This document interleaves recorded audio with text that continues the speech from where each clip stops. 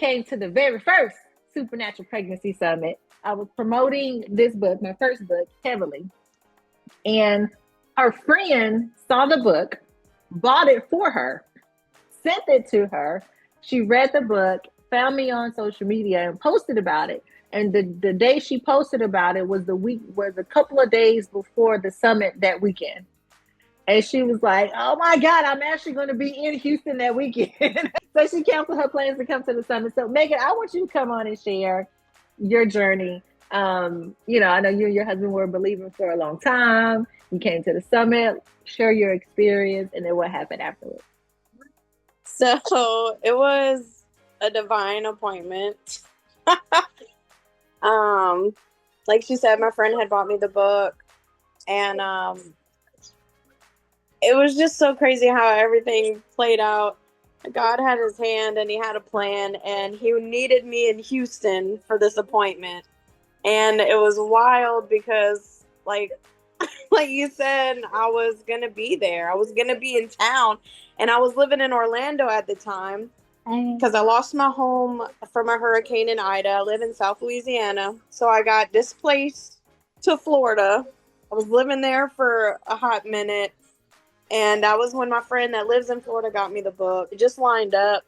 And I was like, wow. I think I mentioned it on the post that we had traveled like, I don't remember what it was, but it was like over 1,100 miles. It said God brought me over 1,100 miles to receive a word from him. My son's saying moo. And this is a miracle. He's right here mooing. But God took me across states just to meet him in a place. I feel like he called me to walk out in obedience and faith. And, I seen the summit and I was like, no way.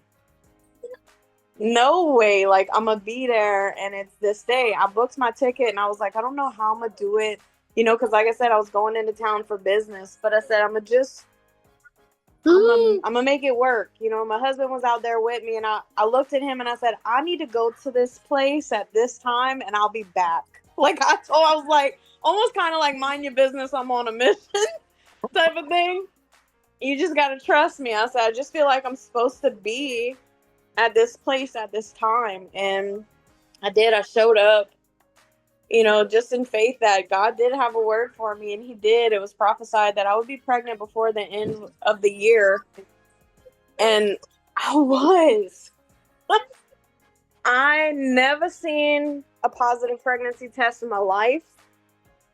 I was 29 years old when I went there and I met you and in Houston, and I turned 30, and the next month I had my son.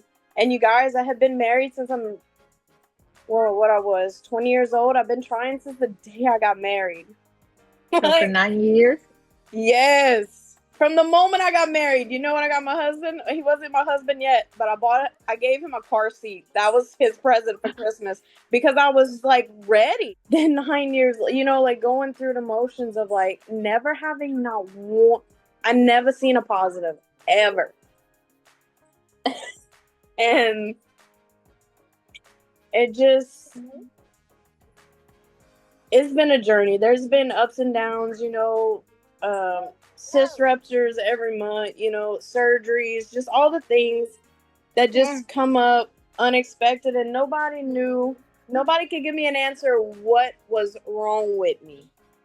Because nothing was wrong with me. It just wasn't my time. It just shook me a little bit. Like people are, and like people are like waiting for you to get pregnant and stuff like that. I was like, I just felt like a type of way in the moment. I was like, whoa, like I've been just walking in faith, and all year I just been saying I'm gonna be pregnant before the year's up. Like, because I knew that God gave me that word. I was at work and I had a feeling like in my spirit, like, you pregnant. And I've felt like that a couple of times where I was like, let me take a test. I think I'm pregnant, but this was different. I went look for the pregnancy test and I couldn't find it. Like, I literally could not find it in the store. There was like none. And so I went to the lady at the counter. I said, ma'am, you have any pregnancy tests? The woman looked at me and she goes, "Oh, I've been waiting for you." I said, "Oh, I'm sorry. Do I know you?" I was in Florida, y'all. Like, I'm from Louisiana. Like, I know everybody down the bayou, but I don't know nobody in Florida. Like, I don't know nobody at the store. And she goes, "Yeah." She's like, "Your mom came in earlier or something and told me to set these aside for you." I said, "Ma'am?" I said, "My mama lives in Louisiana." She said, "Oh." She's like, "I'm sorry." She goes, "The woman looked just like you. You sure your mama's not in town?" And I said, "I'm positive. She is not here."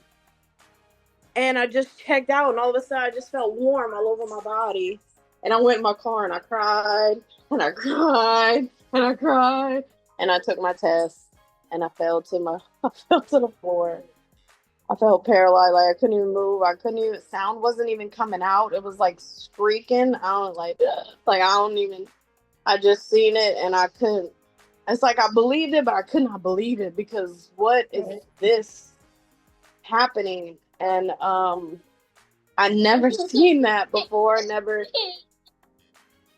It was new, and I could barely breathe. I was naked, laying on the floor, just crying, just feeling like my life was about to start. If you ever feel like God is calling you somewhere, even when it feels uncomfortable, or you got to make sacrifices to get there, you just got to figure it out, then you just need to figure it out.